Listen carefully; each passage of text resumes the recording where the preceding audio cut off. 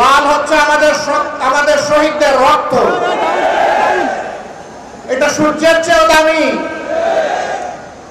এই রক্ত দেওয়া শুরু করেছিল এই জাতি 47 সালে। তখন থেকে রক্ত দিয়ে দিয়ে 24-এর 5 আগস্ট পর্যন্ত এই রক্ত দেওয়া অব্যাহত হয়েছিল। দুঃখের বিষয় 47-এর পরেও জাতি স্বাধীনতার সুফল ভোগ করতে পারেনি। আবার 71-এর পরেও জাতির স্বাধীনতা হাইজ্যাক হয়ে গিয়েছিল। আজ পর্যন্ত কোনো জবাব নাই এই জাতির সামনে। কেন সেটির মুক্তিযুদ্ধের সর্বাধিনায়ক পাকিস্তানি আর্মির আত্মসমর্পণ অনুষ্ঠানে থাকতে পারলেন না? কেন তাকে পদে পদে অপমানিত করা হয়েছে? কেন তার স্বীকৃতি নেই? কেন যিনি স্বাধীনতার ঘোষণা দিয়েছিলেন জিয়াউর রহমান সাহেব, তার স্বীকৃতি নেই? তারা সকলের অবদানকে ম্লান করে, আমি আগেই বলেছি, একটা পরিবারের সম্পদে পরিণত করেছিল বাংলাদেশের স্বাধীনতা। মুক্তিযুদ্ধের চেতনার নামে তারা জাতিকে শোষণ করেছে, ধোঁকা দিয়েছে, জাতির উপর জুলুম করেছে, জাতির অধিকার কেড়ে নিয়েছে, জাতিকে দাসে পরিণত করেছে। বিশেষভাবে অভিনন্দন জানাই। যে লড়াই শুরু হয়েছিল 72 সাল থেকে সত্যিকারের স্বাধীনতার সুফল ভোগ করার জন্য, জনগণের হাতে স্বাধীনতার সুফল তুলে দেওয়ার জন্য, সেই লড়াইয়ের একটা পর্ব সমাপ্ত হয়েছে 24-এর 5ই আগস্ট। এই 24-এর লড়াইয়েও জনগণকে নিজ দেশের স্বৈর শাসকের হাতে জীবন দিতে হয়েছে। তারা জনগণের জীবনকে পাত্তাই দেয়নি। গুলি করেছে মাটি থেকে, গুলি করেছে আকাশ থেকে, গুলি করে জনগণের বুক ঝাঁঝরা করে দিয়েছে। এই লড়াইয়ের প্রতীক হচ্ছে শহীদ আবু সাঈদ। হাতের মধ্যে কোনো আগ্নেয়াস্ত্র ছিল না, বোমা ছিল না, ককটেল ছিল না, খালি হাতে আরেক হাতে রাবারের একটা স্টিক নিয়ে সে দাঁড়িয়েছিল। সে বলেছিল, বুকের ভিতরে তুমুল ঝড়, বুক পেতেছি, গুলি কর। সেই জ্বরটা কি ছিল? সেই জ্বর কি একা তার ছিল? নিশ্চয়ই না। বাংলাদেশের অধিকার কেড়ে নিয়ে, জনগণের অধিকার কেড়ে নিয়ে জনগণকে যে দাসে পরিণত করাইছিল, সেই ঝড় তার বুকের মধ্যে ছিল।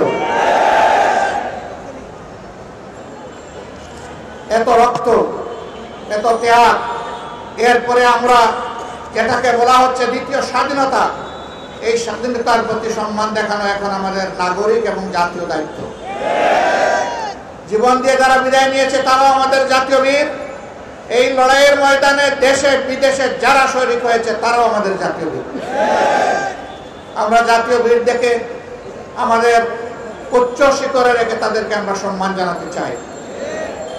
জাতীয় বীরদের এই অবদান কোনো ব্যক্তি, কোনো পরিবার, কোনো গোষ্ঠী, কোনো দলের লোলক দৃষ্টির সামনে এটা যেন হারিয়ে না যায়। বাংলাদেশের জনগণকে পাহারা দিতে হবে। আপনারা পাহারা দিতে পারবেন? তাদেরকে তৈরি হতে হবে ইনশাআল্লাহ।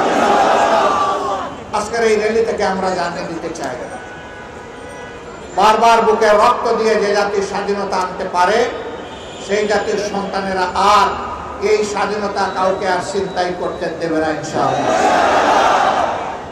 আমরা সবাইকে ধৈর্যের সাথে বাংলাদেশ গঠনে অবদান রাখার জন্য অনুরোধ জানাবো। কাউকে যেন কোনো অস্থিরতা পেয়ে না বসে। আমরা পরিষ্কার বলে দিয়েছি, 15.5 বছরে কিছু আবর্জনা, কিছু জঞ্জাল তৈরি হয়েছে। সেই জঞ্জাল পরিষ্কার করতে হবে। নির্বাচনের সুষ্ঠু পরিবেশ নিশ্চিত করতে হবে। জনগণের ভোটার তালিকা শুদ্ধ এবং সুষ্ঠু করতে হবে। দেশের জনগণের করতে হবে। বিদেশে আমাদের প্রবাসীরা যারা আছে তাদেরও এই তালিকায় অন্তর্ভুক্ত করে আগামী নির্বাচন হবে ইনশাআল্লাহ। আমরা একজন নাগরিক ভোটার তালিকা তাকে বাদ পড়ুক, আমরা এটা চাই না। এর জন্য যা করা দরকার সরকারকে তাই করতে হবে। যে উদ্যোগ নেওয়া প্রয়োজন নির্বাচন কমিশনকে সেই উদ্যোগ নিতে হবে। এই উদ্যোগে আমরা কোনো ব্যতিক্রম, কোনো শিথিলতা আমরা বরদাস্ত করব না। ঘরে ঘরে জনগণে গিয়ে এই তালিকাকে নিশ্চিত করতে হবে। যারা চুরি করে ভুয়া ভোটার হয়েছে, একাধিক জায়গায় ভোটার হয়েছে, তাদেরকে এখান থেকে পাক সাফ করে ফেলতে হবে। যারা ধোঁকা দিয়ে একাধিক জায়গায় ভোটার হয়েছে, ওরা আদৌ ভোটারের যোগ্য কিনা সেই সিদ্ধান্ত নিতে হবে। আশ্চর্য বিষয়, তারা বাংলাদেশটাকে টুকরা টুকরা করে বিভক্ত করে হানাহানি হিংসার রাজত্ব কায়েম করে পালিয়ে গিয়ে এখনো বাংলাদেশকে তারা স্থির থাকতে দেন না। তারা মাঝে মধ্যে ফোনা তুলে ফুসফাস করার চেষ্টা করেন। যেই জাতি আপনাদেরকে উচিত শিক্ষা দিয়ে তাড়াতে পেরেছে সেই জাতি আপনাদের ফোনাও একদম গুঁড়া করে দিতে পারে। এটা মনে রাখবেন। এই দেশের যোদ্ধা 2 লাখ 4 লাখ নয়, এই দেশের যোদ্ধা মিনিমাম 10 কোটি। এই 10 কোটি যোদ্ধার 20 কোটি হাত সদা প্রস্তুত যে কোনো ষড়যন্ত্র রুখে দেওয়ার জন্য। আমরা আল্লাহ তাআলার সাহায্য চাই, আমরা যেন অন্যায় এবং অসত্যের বিরুদ্ধে আপোষহীন লড়াই করতে পারি। প্রিয় দেশবাসী, আসুন আমরা আরেকবার অঙ্গীকার করি আজকের এই বিজয় দিবসে আমরা অবশ্যই দেশকে ভালোবাসবো। আমরা কারো তাবেদার বানাতে এই দেশকে দেব না, এবং কেউ তাবেদারি করতে আসলে